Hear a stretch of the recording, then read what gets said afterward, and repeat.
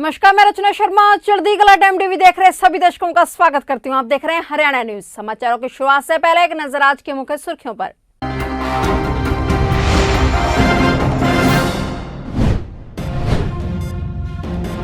देश भर में मनाया जा रहा भाई बहन का पर्व। मुख्यमंत्री मनोहर लाल ने भाई दूज के पर्व की देशवासियों को दी शुभकामनाएं। सीएम मनोहर लाल ने झरोटी में ओलावृष्टि से हुए नुकसान का लिया जायजा। विरोध की आशंका के बीच कार्यक्रम स्थल अवैध किले में तब्दील। फतेहाबाद में 3 दिन बाद खुली अनाज मंडी। दीपावली के बाद सभी फसलों के दामों में आई कमी।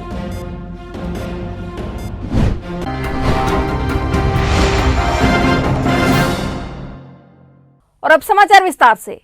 दिवाली पर्व के 2 दिन बाद एवं कार्तिक माह की शुक्ल पक्ष की द्वितीया तिथि को भाई बहन के अटूट प्रेम और बंधन के प्रतीक भाई दूज का त्योहार आता है, जिसे भाई और बहन के प्रेम का दिन कहा जाता है। आज 6 नवंबर को भाई बहन का पर्व मनाया जा रहा है। इस अवसर पर देश के तमाम नेताओं ने भाई दूज के पर्व की देशवासियों को शुभकामनाएं दी हैं। भाई दूज के इस मौके पर प्रधानमंत्री नरेंद्र मोदी ने ट्वीट कर शुभकामनाएं दी हैं और अपने ट्वीट में लिखा है कि सभी देशवासियों को भाई दूज की ढेरों शुभकामनाएं। वहीं इस पावन त्योहार के मौके पर हरियाणा के मुख्यमंत्री मनोहर लाल ने भी सभी को भाई दूज की हार्दिक बधाई दी। सीएम मनोहर लाल ने ट्वीट कर कहा कि भाई बहन के स्नेह के प्रतीक भाई दूज के पावन पर्व पर समस्त देशवासियों को हार्दिक बधाई एवं शुभकामनाएं। सभी भाई बहनों के बीच अटूट स्नेह व विश्वास सदैव यूं ही बना रहे, ऐसी ईश्वर से कामना करता हूं।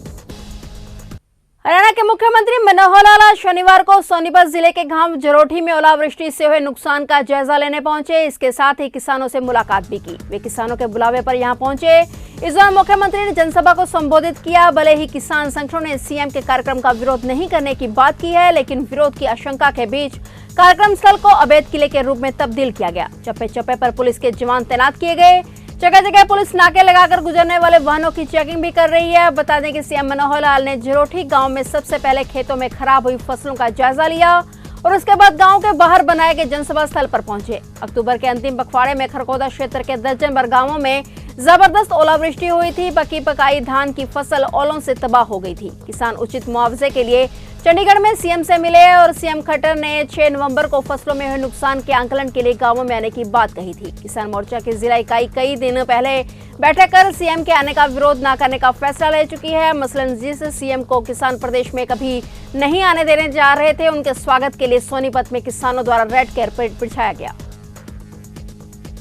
किसी संदिग्ध व्यक्ति की तलाशी से पहले उसके अधिकार के बारे में विस्तार में बताना अनिवार्य होता है और यदि ऐसा नहीं किया गया तो यह एनडीपीएस के सेक्शन 50 की अनिवार्यता को अधूरा बनाता है। पंजाब हरियाणा हाईकोर्ट ने एनडीपीएस के मामले में गिरफ्तार आरोपी को नियमित जमानत देते हुए यह आदेश जारी किया है। सोनीपत निवासी सुनील ने याचिका दाखिल करते हुए हाईकोर्ट को बताया कि उसे व उसके 3 साथियों को पुलिस ने सफेद पाउडर के साथ कथित तौर पर गिरफ्तार किया था। इस दौरान एनडीपीएस के सेक्शन 50 का पालन नहीं किया गया और उसे जो नोटिस दिया गया था उसमें अधिकारों का विस्तृत वर्णन नहीं था और उसे यह नहीं बताया गया था कि वह चाहे तो राजपत्रित अधिकारी या मजिस्ट्रेट के सामने ही तलाशी का अधिकार रखता है। वह 21 जनवरी 2021 से हिरासत में और ऐसे में उसे जमानत दी जानी चाहिए। जमानत का विरोध करते हुए हरियाणा पुलिस ने कहा कि याची को गिरफ्तार करते हुए उसके अधिकारों के बारे में जानकारी दी गई थी। हाईकोर्ट ने इस पर कहा है कि यह कह देना कि आपको अधिकार है प्राप्त नहीं है। आरोपी को तलाशी से पहले उसके पूरे अधिकार विस्तार से बताना अनिवार्य होता है। इस मामले में आरोपी का कोई पिछला आपराधिक रिकॉर्ड नहीं है और सेक्शन 50 का पालन नहीं किया गया।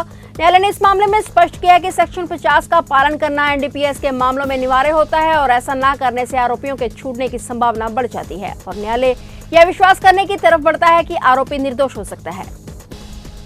रतिया में डीएपी खाद को लेकर किसानों ने फतेहाबाद चंडीगढ़ मार्ग पर जाम लगा दिया और उन्होंने सरकार के खिलाफ जमकर नारेबाजी की। किसानों का कहना है कि फतेहाबाद के रतिया इलाके में खाद का संकट लगातार बना हुआ है। खाद की समस्या के चलते किसान गेहूं की फसल की बिजाई भी नहीं कर पा रहे हैं। इसके चलते फतेहाबाद के रतिया इलाके के संजय गांधी चौक पर किसानों ने जाम लगाया। उन्होंने कहा कि जब तक उन्हें उचित आश्वासन नहीं मिलता तब तक वह रोड जाम रखेंगे।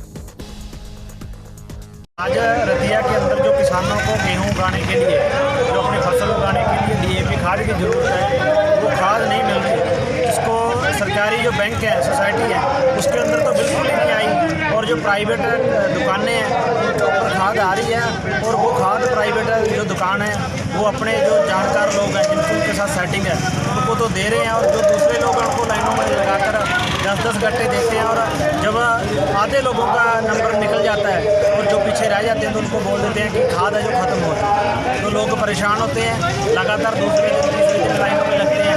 और आज जब शनिवार को आकर उस दुकान के आगे लाइन लगाई तो पता चला कि आज रतिया में खाद नहीं आई। तो किसानों ने गुस्से के अंदर आकर रतिया संजय गांधी चौक में धरना लगा दिया। और जब तक खाद नहीं मिलेगी, जब ऊपर से कोई बड़े अधिकारी आकर बात नहीं अपनी रखेंगे, बताएंगे, हमारी बात नहीं सुनेंगे, तब तक हम बैठे रहेंगे। अगर प्रशासन ने यही रवैया रखा तो हमें पक्का मोर्चा भी लगाना पड़ सकता है। अब आरसी लाइसेंस और एनओसी जैसे मुख्य कागजों के लिए आपको भी धक्के नहीं खाने पड़ेंगे। देखा जाता था कि लाइसेंस आरसी के लिए आम जनता को बार बार सरकारी दफ्तरों के धक्के खाने पड़ते थे और तब भी कई बार उनका काम नहीं होता था। लोगों की परेशानी को देखते हुए सरकार ने एक अच्छा फैसला लिया है। एसडीएम अंबाला हितेश कुमार के अनुसार अब जिन भी लोगों ने आरसी या फिर कोई भी अन्य कागजात बनवाने हैं तो उन्हें पहले टोकन लेना होगा। इसके हिसाब से उन लोगों को नंबर लगेगा और यह टोकन सिस्टम खासकर एजेंट को खत्म करने के लिए बनाए गए हैं ताकि किसी भी व्यक्ति के साथ कोई भी भेदभाव ना हो। और अगर किसी भी व्यक्ति की कोई भी मेडिकल इमरजेंसी है तो उसका नंबर पहले लगवा दिया जाएगा। जानकारी देते हुए एसडीएम हितेश कुमार का क्या कुछ कहना है, आप भी सुने। सरल केंद्र की जितनी भी सर्विसेज हैं उनके लिए पूरा एक टोकन सिस्टम होता है। उसके लिए उन्हें फाइल यहाँ से टोकन लेके फाइल तैयार करवानी पड़ती है, उसके बाद वो फाइल आगे मूव होती है। एजेंटबाजी को ख़त्म करने के लिए यहाँ पे जो एप्लीकेंट है उसको आना कंपलसरी किया हुआ है, लेकिन उसमें कुछ केसेस में प्रायोरिटी या एग्जम्पशन के क्राइटेरिया दिए हुए हैं। जैसे अगर किसी की मेडिकल कंडीशन है और वो अगर उसकी रिसिप्ट हमें देता है तो उसको प्रायोरिटी पर रख दिया जाता है या एग्जम्पशन अलाउ कर दिया जाता है। सिमिलरली अगर कोई ओल्ड एज पर्सन है जो वॉक करने में उसको परेशानी आती है या फिर किसी गवर्नमेंट ऑफिस से जो एमरजेंसी बेसिस पर आया हुआ है विद हिज और हर ऑथोरिटी लेटर, तो देन उनको एग्जम्पशन या प्रायोरिटी बेसिस पर रखा जाता है। हाल ही में अभी एक ये सीनियर सिटीजन प्लस मेडिकल दोनों मिक्स कंडीशन था। इसमें लेडी की उम्र 70 इयर्स थी और साथ में उनको अर्थराइटिस का इशू था, नी पेन का इशू था। तो उन दोनों चीज़ों को देखते हुए उनको प्रायोरिटी दी गई थी टोकन में। उनका टोकन नंबर 130 था और अराउंड 90 के आसपास अभी टोकन चल रहा था, तो उसको ध्यान में रखते हुए उनकी मेडिकल कंडीशन को प्रायोरिटी बेसिस पर रखा गया।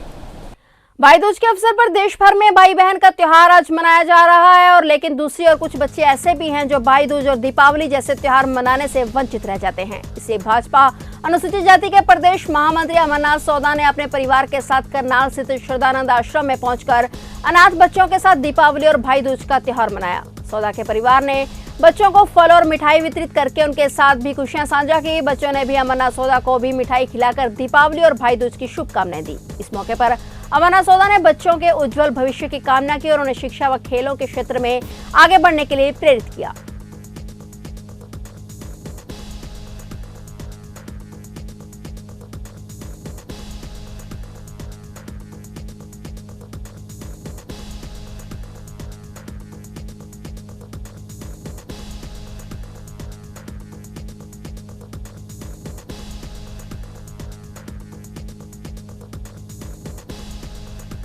जैसे आज हम इनके बीच में हैं, हमें इनके बीच में आकर के आज बहुत ही गौरव की अनुभूति हो रही है और मैं सभी से अपील करना चाहूँगा कि इन प्यारे बच्चों के बीच में हमें आना चाहिए और इनके सुख दुख में भी भागीदार रहना चाहिए और बल्कि यहाँ तक होना चाहिए कि हमें अपने हर खुशी, हर जो अच्छे पल है कोशिश करनी चाहिए कुछ पल इन बच्चों के साथ बिताने चाहिए। हरियाणा का खेल एवं युवा मामले मंत्री संदीप सिंह ने कहा है कि संत हमेशा समाज को सही रास्ता दिखाते हैं। संतों के सानिध्य से मनुष्य को आत्मज्ञान की प्राप्ति होती है। खेल मंत्री संदीप सिंह अरुणाय मंदिर पिहोवा में प्रधानमंत्री के कार्यक्रम को सुनने के लिए आयोजित कार्यक्रम में संबोधित कर रहे थे। इससे पहले खेल मंत्री संदीप सिंह प्रधानमंत्री के कार्यक्रम के साथ ऑनलाइन जुड़े। खेल मंत्री ने पिहोवा वासियों को त्योहारों की हार्दिक शुभकामनाएं भी दी। इस दौरान खेल मंत्री संदीप सिंह ने अरुणाय मंदिर पिहोवा में पूजा अर्चना की। खेल मंत्री ने कहा कि भविष्य में पर्यटकों व श्रद्धालुओं को केदारनाथ धाम के दर्शन करने में किसी भी प्रकार की परेशानी का सामना नहीं करना पड़ेगा। इस कार्यक्रम में महंत विश्वनाथ, सचिव पंचायती अखाड़ा, मैनेजर भूषण गौतम, डीएसपी पिहोवा गुरमेल सिंह सैनी सहित अन्य गणमान्य लोगों ने भी पीएम का संबोधन सुना। देखिए, माननीय प्रधानमंत्री जी केदारनाथ गए, वहाँ पर कई नई चीज़ों का शिलान्यास किया, कई चीज़ें वहाँ बनी हैं। 2013 से पहले वहाँ पर काफ़ी ऐसी हालत थी कि जो श्रद्धालु थे जब जाते थे कई दिक्कतें आती थी।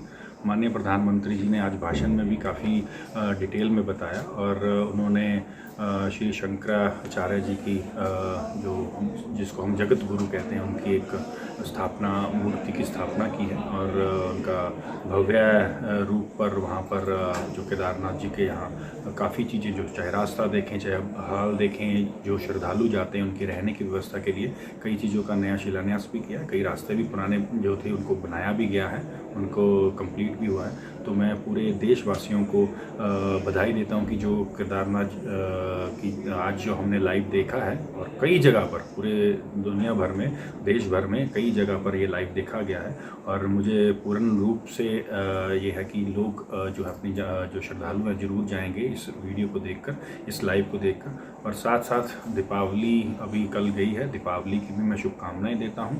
आज गोवर्धन पूजा है, उसकी भी शुभकामनाएं देते हैं और विश्वकर्मा डे है, मैं उसकी भी शुभकामनाएं देता हूं कि सभी पूर्ण रूप से अपने परिवार के साथ इन त्योहारों को मनाएं। और आने वाले टाइम में छठ पूजा भी है तो उसकी भी एडवांस में पहले ही सबको बधाई देता हूं। दीपावली पूर्व फसलों के दामों में जो तेजी नजर आ रही थी वो अब नजर नहीं आ रही है। जिले में दीपावली से पूर्व निरमा का रिकॉर्ड भाव था, लेकिन शनिवार को 3 दिन के बाद अब अवकाश के बाद जैसे ही निरमा की बोली शुरू हुई तो वो 8600 रुपए प्रति क्विंटल में आकर रुक गई। ऐसे में 600 रुपए प्रति क्विंटल की कम नजर आई। यही हालत कपास में देखने को मिली है और कपास की फसल की बोली 400 रुपए कम हुई। व्यापारी भाव गिरने का मुख्य कारण त्योहारी सीजन ही मान रहे हैं। व्यापारियों की माने तो त्योहार से पहले जो तेजी थी वो अब अगले कुछ दिनों तक नजर नहीं आएगी। अनाज मंडियों में भी 3 दिनों से बंद थी और ऐसे में व्यापारी भी कम आए हैं। अगले सप्ताह फिर से तेजी देखी जा सकती है। शनिवार को अनाज मंडी में धान व कपास की बोली भी सुचारू रूप से शुरू हो गई। सुबह से ही मंडी में किसान धान लेकर पहुंच गए। व्यापार मंडल ने दीपावली से पूर्व ही मैसेज जारी कर दिया था कि 3 दिन मंडी में अवकाश रहेगा। ऐसे में रविवार को मंडियों में धान व कपास की बोली होगी। पहले केवल उठान कार्य किया जाता था, लेकिन इस बार रविवार को फसलों की बोली होगी। फिलहाल हरियाणा न्यूज में इतना ही। तब तक के लिए देखते रहिए चढ़ती कला टाइम टीवी और मुझे दीजिए इजाजत। धन्यवाद।